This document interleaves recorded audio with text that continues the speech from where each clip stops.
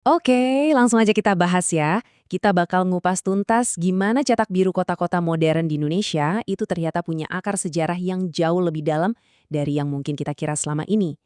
Coba deh, pernah nggak sih kalian jalan-jalan di kota kayak Bandung atau Semarang, terus ngerasa, kok kayak familiarnya sama tata letaknya?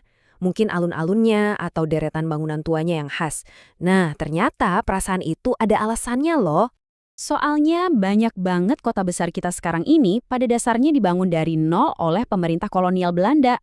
Tata ruangnya, jalan-jalan utamanya, bahkan di mana pusat pemerintahannya diletakkan, semuanya itu dirancang dengan satu tujuan dan visi yang spesifik banget pada zaman itu.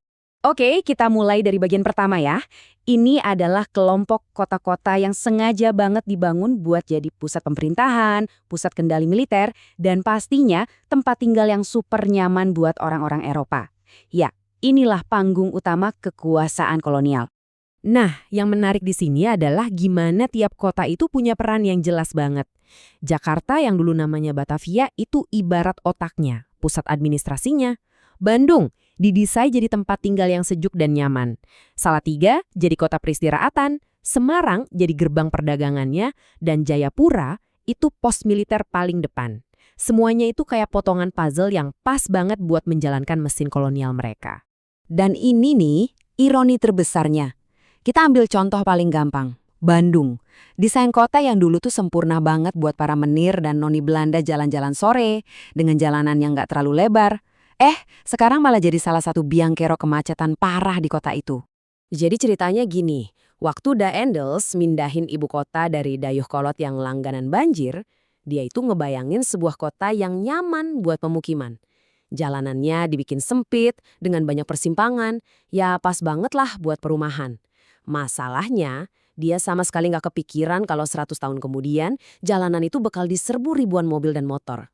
Sekarang kita geser dikit ke Salatiga, sebuah kota yang pernah dapat julukan kota terindah di Jawa Tengah. Dan julukan ini bukan cuma bualan loh, kota ini tuh contoh sempurna dari visi Belanda buat menciptakan kembali kampung halaman mereka tapi versi tropis. Konsepnya ini disebut duplikat Belanda. Idenya simple, bangun kota yang bikin orang Eropa serasa di rumah. Makanya detailnya dipikirin banget. Trotoarnya lebar, ya karena mereka suka jalan kaki. Pohonnya rindang, iya jelas buat ngelawan panasnya matahari tropis. Ini benar-benar rekayasa lingkungan buat kenyamanan para penjajah. Terus tentu aja kita nggak bisa lupain Jakarta. Evolusinya ini menarik banget. Dari yang awalnya cuma pelabuhan kecil Sunda Kelapa, terus VOC datang dan bangun kota bertembok Batavia yang niru banget Amsterdam, lengkap sama kanal-kanalnya. Tapi lama-lama kota itu jadi sumpek. Akhirnya mereka ekspansi ke selatan, ke daerah yang lebih tinggi dan sejuk.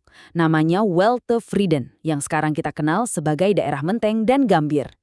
Oke, tadi kita udah bahas kota-kota yang dirancang untuk kekuasaan. Nah, sekarang kita pindah ke kelompok berikutnya. Kota-kota ini lahir bukan karena alasan politik, tapi karena potensi ekonomi yang luar biasa. Ini adalah kota-kota yang lahir dari eksploitasi sumber daya alam. Di sini ada dua jagoan utama, Medan yang tumbuh besar karena emas hijau alias tembakau, dan Balikpapan yang lahir dari emas hitam, yaitu minyak bumi. Dua kota ini adalah bukti nyata gimana modal dan industri bisa menyulap hutan belantara jadi kota besar dari nol. Cerita Medan ini benar-benar luar biasa. Coba bayangin, pertengahan 1800-an, daerah itu isinya kebanyakan masih hutan sama rawa. Tapi semua itu berubah drastis waktu pengusaha-pengusaha Belanda ngelihat potensi tanah Delhi buat perkebunan tembakau kelas dunia. Dan semuanya terjadi cepet banget. Dimulai tahun 1863, cuma dalam beberapa dekade aja, investasi swasta gede-gedean mengubah Medan jadi pusat ekonomi. Mereka bangun infrastruktur, bahkan sampai datengin pekerja dari Jawa, yang akhirnya mengubah wajah demografi kota ini selamanya. Sekarang dari Sumatera kita terbang ke Kalimantan. Coba perhatiin baik-baik tahun ini ya, 1897. 1 tahun ini jadi titik balik yang melahirkan sebuah kota besar dari yang tadinya nggak ada apa-apa. Nah, ini dia momennya. Di tahun 1897, sumur minyak yang namanya Matilda untuk pertama kalinya berhasil menyemburkan minyak. Momen inilah yang secara harfiah menjadi hari kelahiran kota Balikpapan. Serius, sebelum itu daerah sana bisa dibilang kosong lompong. Dan pertumbuhannya itu benar-benar meledak. Begitu makin banyak cadangan minyak ditemuin, Balikpapan langsung tancap gas. Saking pesatnya, pertumbuhan Balikpapan waktu itu bahkan ngalahin beberapa kota besar di Jawa loh. Gila kan? Semuanya gara-gara minyak. Jadi, setelah kita lihat gimana kota-kota ini dirancang buat kekuasaan dan dibentuk oleh kekayaan alam, pertanyaannya, apa warisan yang tersisa buat kita hari ini? Jawabannya, ini kayak pedang bermata dua.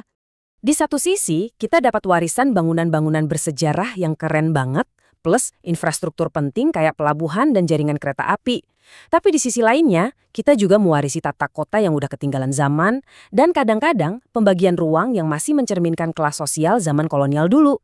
Gema masa lalu ini sebenarnya ada di sekitar kita tiap hari.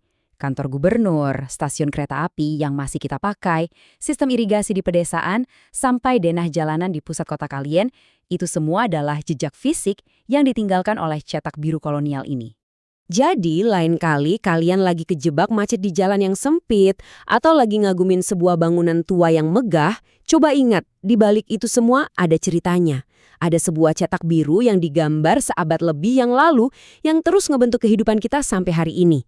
Pertanyaannya sekarang, kisah apa lagi ya yang tersembunyi di jalanan kota kalian?